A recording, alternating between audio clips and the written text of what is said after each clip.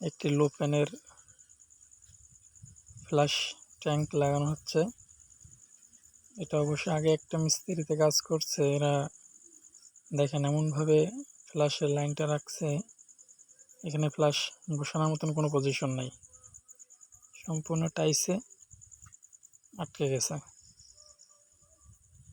পরে সেইটা আমরা আবার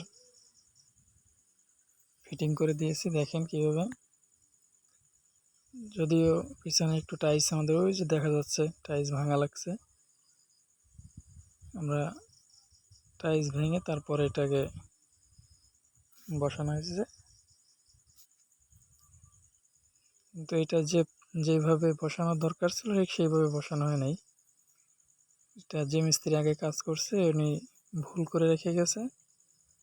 পরবর্তীতে এটা আমরা আবার